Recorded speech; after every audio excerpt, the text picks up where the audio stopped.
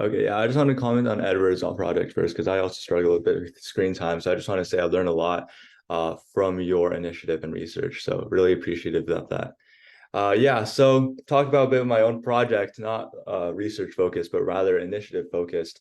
Hope for Hearing is a project that me and my friend started at the start of this year. And as you can probably tell from, the name of the organization, it does have something to do with hearing loss. So what is hearing loss? Why should I care? Why is it very predominant in our society, actually? So, me and you, all of us, we all really like to listen to music, go to concerts, attend social events, make friends if you're really extroverted, all these things.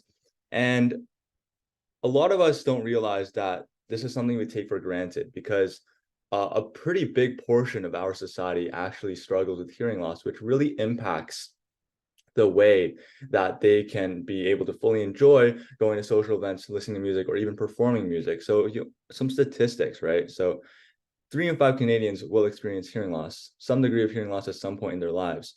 And so, this really their ability to be able to listen to music, perform music, go to social events, go to concerts, and not only is it just hearing loss, and some people just think, oh, it's just hearing loss, right? It's not that bad.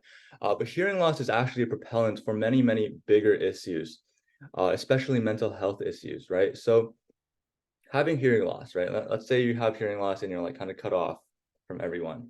You go to a social event and you can't really communicate with everyone. You don't know what's going on. You're kind of lost and confused. People try to talk to you, but you kept like you just miss 60%, 50% of your words. You just don't know what's going on, right? This feeling of isolation as social beings, as human beings who are social creatures, this feeling of isolation is very, very detrimental to our mental health.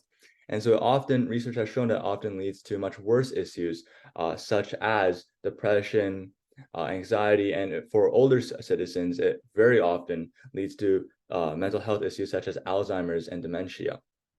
And so, for the other statistics I want to show is, for those of you that perform music, it's 4 times more likely for you to develop hearing loss in some point of your lives, especially when you go professional. And so that's definitely a really big issue. First person that comes to my mind when I think of that is Beethoven. When he was in his later years, he actually developed very, very strong hearing loss, and that had a very, very detrimental effect on his mental health. One before I move on, the other thing I wanted to touch on hearing loss is that it's very often overlooked. And what I mean by that is there's a very strong stigma surrounding hearing loss within our society. What I mean by that is, how there was like in the past few years, we made a lot of progress regarding like removing a stigma around mental health, right? But that stigma surrounding hearing loss still very much exists. And that's also why 3 in 5 Canadians will experience hearing loss. That seems like really, really outlandish statistics. But the reality is, if you have hearing loss, you often don't want to get officially diagnosed with it, or you don't want to talk to people about it or be open about it because people often perceive those with hearing loss as being less capable or less proficient, as being the odd one that they can't communicate properly to. And so even if someone has like hearing loss, they don't want to get officially diagnosed with it because they don't want people around them perceiving them as someone less capable. And that's why hearing loss is actually very predominant in our society. It's just that a lot of people in our society go undiagnosed. And so leading on back to Hope We're Here. Oh, never mind. I forgot about this slide. I remember coming across this quote doing my research, and I remember how it was very impactful to me. Uh, kind of like Helen Keller is this very inspirational, motivational speaker, if you know about her. She is a very motivational speaker, but she's also like completely blind and completely deaf, which is pretty crazy to me how she was able to actually get an education. But as someone who is both blind and deaf, one of the things she said is that, blindness separates us from things. You can't see things, that's just things, but deafness separates us from people because now you can't communicate with other people as well as you could have. Okay, back to Hope for Hearing. So what's our mission? Our mission is very simple. We raise funds and awareness for those with hearing loss. We raise awareness regarding the issue, and we try to remove the stigma surrounding hearing loss. How we have done this, we've done this through a variety of ways. Since the start of 2023, we've kind of just started as like a little club at our school. We collaborated with Sunnybrook Hospital, which is the second biggest hospital in Canada, their cochlear department. So all our funds go directly to the cochlear department for research and development into hearing loss. So for the first half of the year, we just did a lot of snack shops, a lot of small initiatives at our school. We talked about it at our assemblies, at our music nights.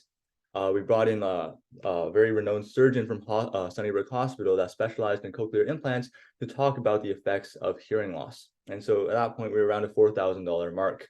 Over the summer, me and my friend, we did a lot of work regarding expanding the outreach or scope of Hope for Hearing as not something just limited to our school, but something that was able to be featured across schools around the world. So we reached out to a lot of people, networking, I guess. And so what we did was we were able to start a chapter system. So people at other schools could represent Hope for Hearing by starting their own chapter at their school, recruiting their own team as if they were like the club head, and then organizing their own initiatives at their schools or own initiatives in their cities. And so far, it's been very, very successful. Everyone's been doing very well. We're at $6,000 mark. Yeah. So since the start of 2023, within 11 months, we raised $6,000. The goal is before the end of 2024, which is around in just a year, we're trying to get to $30,000.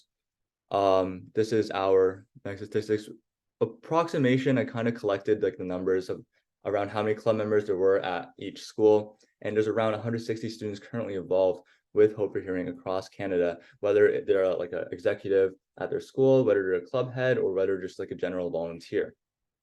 Lastly, we've got high schools across Toronto, not Toronto, Canada. Most of them are in the Greater Toronto area, but we do have one in British Columbia. We have one in Nova Scotia. We have one in New Brunswick. And we also have one in Guelph and Ottawa. So yeah, I guess my final message is, oh, never mind. Oh my God, I keep forgetting about the slides I made. Oh my God. Okay, these just some of our other milestones. At the start, January 2023, we collaborated with Sunnybrook Hospital. Over August, we did apply to one of this other funding challenge called Youth Impact Challenge, where we had to make a small video submission regarding what Hope for Hearing was, our mission. We won $1,000 in funding from there, which was, I guess, it's a lot, but when you consider we have like 160 students across Canada who all need shirts and flyers and stand-up posters, then $1,000 does not seem that much all of a sudden. September, we reached out to a lot of organizations, and we got a call back from Canadian Hard of Hearing Association. We met with their national director, and now we're officially partnered with them. So we act as a distributor of their resources regarding hearing loss, and they provide us with mentorship and guidance regarding how we can grow our nonprofit as an actual officially established federally registered nonprofit, CHHA. And in October, one of our chapters in Waterloo featured us at a TEDx Laurier event. So Laurier is a university in Waterloo, and they were actually able to speak at TEDx regarding Hope for Hearing, which I thought was really, really impressive. Like this was something that was completely initiated on their own. Yeah, so my final message is you can join a team as well. We're thinking about going global and not just limiting ourselves to Canada. So far, it's been very, very successful. Everyone at all the chapter heads at all the schools have done a lot regarding promoting awareness, promoting raising funds. And the other thing, touching on university applications, I think this is a really good opportunity for you to demonstrate your leadership. Not only demonstrate, it's a really good opportunity for you to be able to lead a team if you haven't had the opportunity. Lead a team to achieve a common goal of raising funds and awareness. Learning how to organize initiatives, learning how to collaborate with people, learning how to, be at the top of the structure and just lead a team to achieve something. And so there's also a very good opportunity to provide very quantifiable evidence of leadership if you're talking about university applications. For example, you can say within the time span of 2023 to 2025, I led a team of 20 and raised $5,000 at this school through this and this and this and this event. And so, it's very, very concrete evidence of your leadership abilities and your abilities to raise funds. And so, yeah, I guess that's the end of my presentation. If you want to join a team, you can just reach out to me or reach out to Maya. I'm sure she'll provide you with my email address or something. But yeah, that's the end of my presentation. Thank you.